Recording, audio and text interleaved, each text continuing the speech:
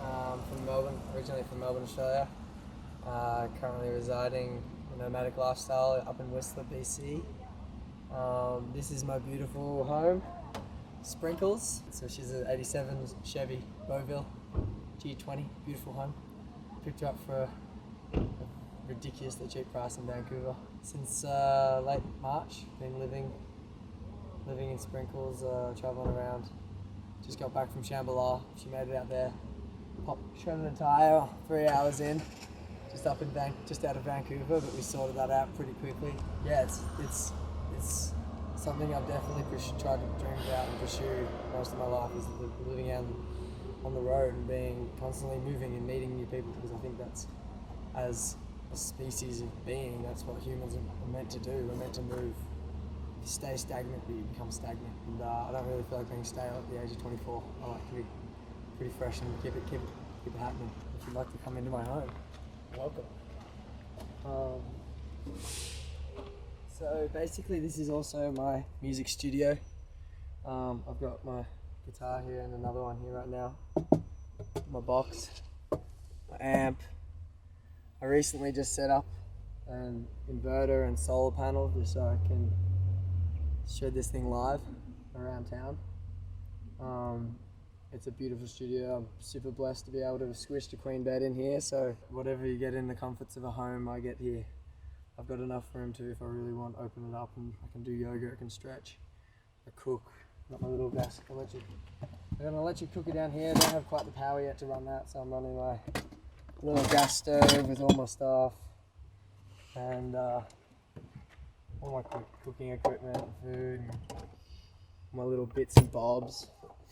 I got plenty of countertop space for all my trinkets, which I definitely have plenty of those. This would be my 4th renovation on a motorhome.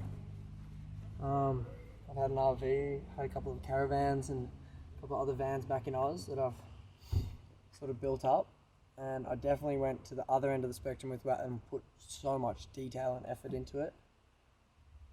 For the cost of what I had when I bought this thing, I was scraping, so I just wanted to put together something that was comfortable, affordable, and still very flexible with how, if I wanted to move things around or yeah, keep everything flowing, just so it wasn't all crammed in.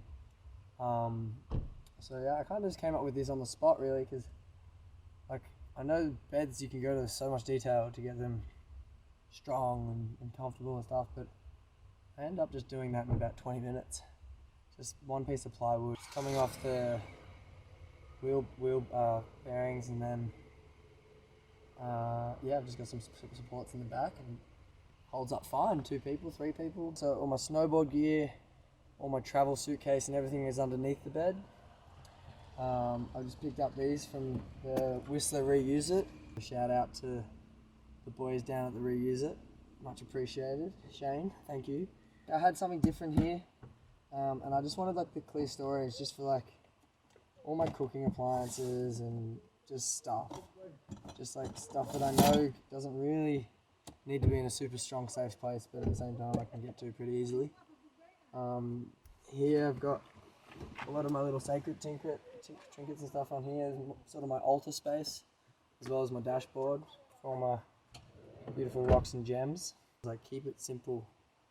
Use the air around, use the space around. Like for my hanging closet, I've got infinite amounts of space under here. Like, I think under here is a guitar amp, a box of all my shoes, some more guitar stuff down there, all my dirty clothes and everything. It's just, yeah, kind of using a space or an area for more than one purpose, because it's exactly what a van's made to do, especially when you've got the space on the roof as well.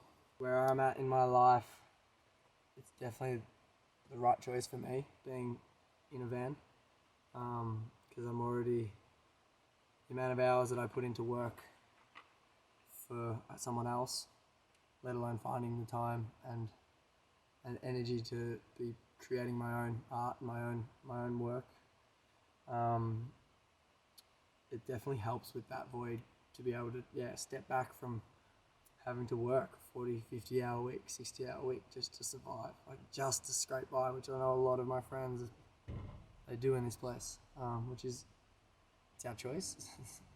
You always have the choice to choose where you live if you really want to, and it's just, it's the little simple things that keep it easier, keep it fresh and light, which I think living in a van, it's inevitable. You can't not.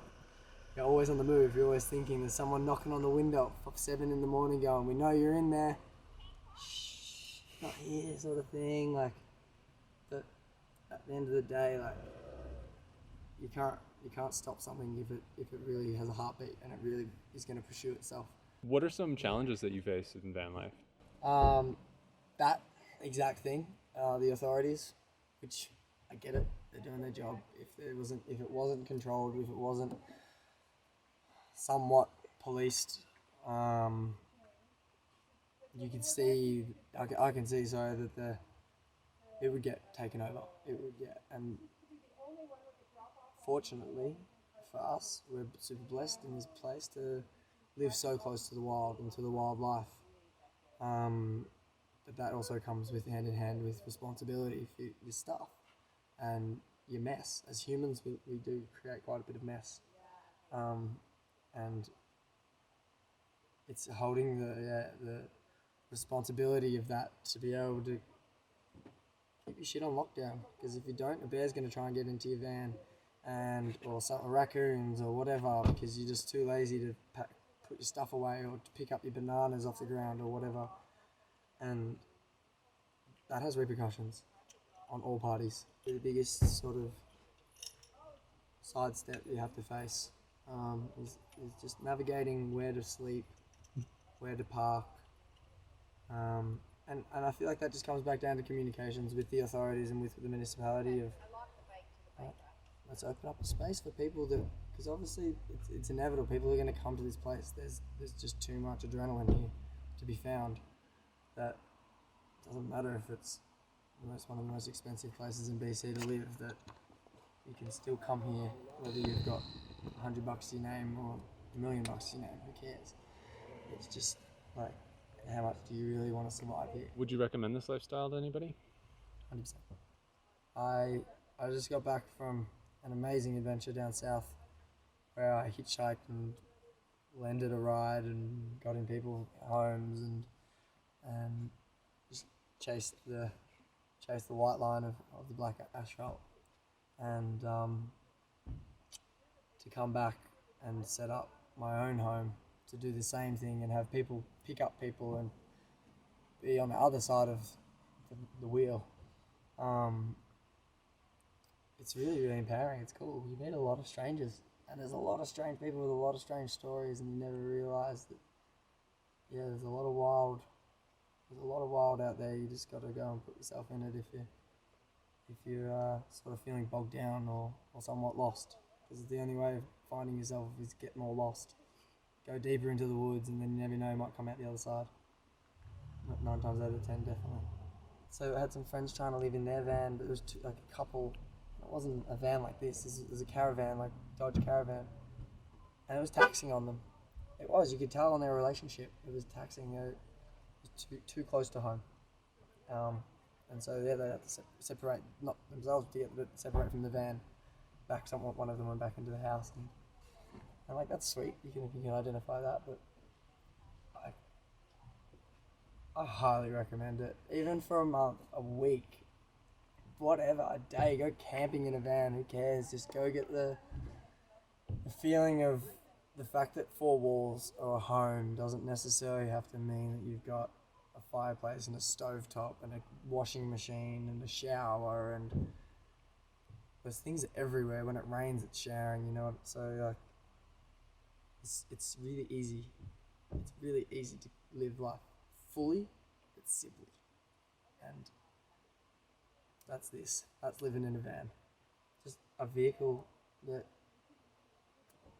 normally just gets you from A to B, now gets you from A to infinite amounts of places within every aspect of your personality and life. This is going to be my life for the next couple of years, I reckon. Maybe not. Like, I bought a 37-foot RV, my first one over in North America. I scored a 37-foot RV, and I went too big, and I got the biggest slap of reality and humility at the same time of, dude, you don't have to have the biggest thing to feel comfortable, even if it's in the motorhome. And so like downsizing to something like this, where it's still I can park in an everyday suburban spot, but have room and flexibility to breathe. If you had to sum up, what would your personal philosophy be on life? Finding that inner love for yourself, and letting that eternal violet flame for what gets you horny. Why do you wake up in the morning? That feeling of like, oh yeah, I'm gonna go chase that, whatever that is, whatever the universe is putting in front of you. Let it grow and express to that feeling, because it doesn't matter what other people's perception of what you're doing, it's what you believe in yourself. And if you can find that thing, chase it, and just like, sometimes you'll lose it, and that's the adventure. Like, go with Finn and Jake, get lost out there, but know that you've always got to come back to that heart-centered, grounded spot, that we are all connected, we are all one. And as far as you want to go out, it goes the other way as well. You have to go down and really touch into roots and touch into the fact that there are people out there that don't get it as lucky as everyone else. So yeah, go and share and spread that joyous love of creation. Find your flow and just let it go so you can grow. Where can people find you if they want to follow along your journey, if you want to shut that? Yeah, totally. My SoundCloud, which is Wilbur Wilder, which is basically Will You Be Wilder, but spelled WILBER Wilder. Wilbur Wilder. This has only just come in like the last 2 weeks. However, it's blowing my socks off, because it's something that I've dreamt of for a very long time, to create a portable music studio, and to be able to have that opportunity now. Right now.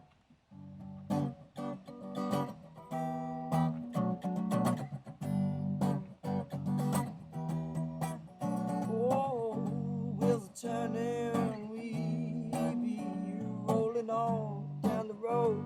Don't you see the black ash toad, and we float